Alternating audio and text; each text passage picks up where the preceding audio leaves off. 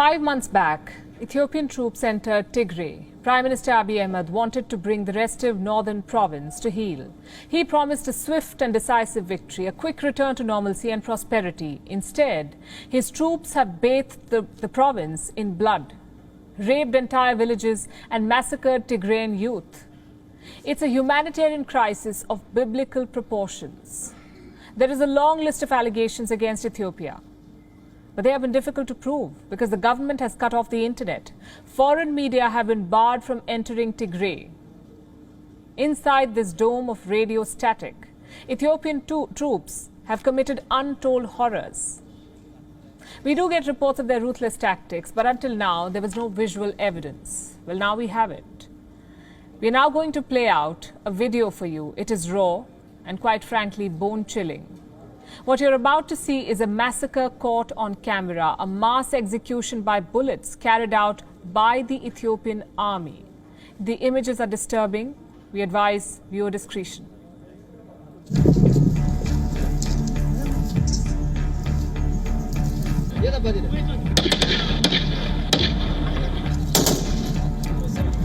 አንበሳ ጀግና ነሽ። በቃ በቂ ነው እንዳደግ የወያኔ ሬሳ ነው ዘረጋግፈነዋል። በቃ ሞቷል።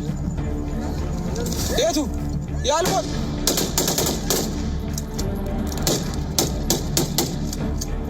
አስተኝ ልጅ ቦክባካ ልጅ ኑና ቦክባካ ናት። በእናትህ ህወሓት ያሸንፋል አለ። መጨረሻው ይሄ ነው እንግዲህ። If you watch our show, you would know we do not broadcast such images usually. But sometimes these pictures are central to the story, to wake the world up to the horror playing out. More than a dozen young Tigrayans were shot dead here. The manner of their execution speaks volumes of the army's conduct. There is no dignity even in death.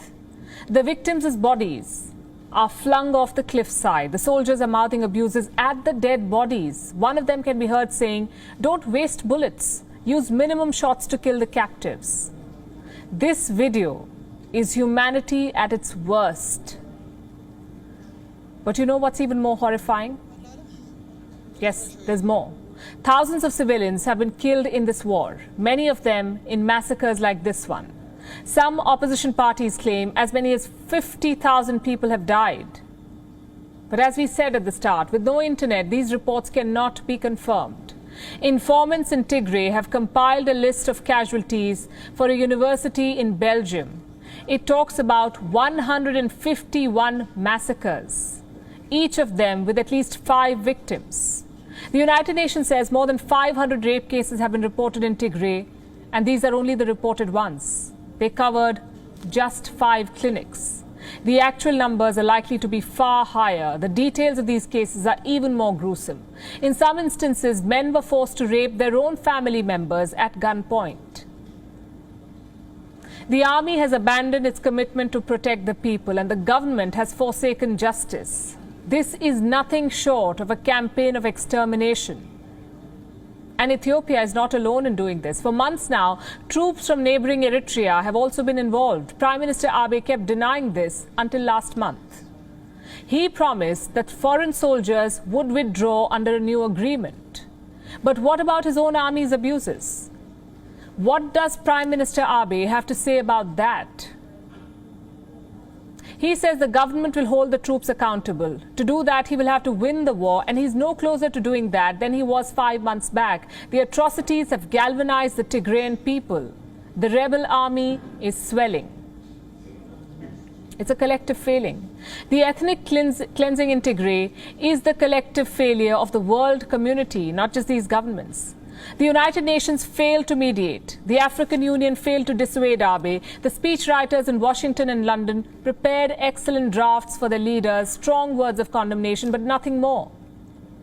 As for the Prime Minister himself, it's a fall from grace, and he's yet to hit the bottom.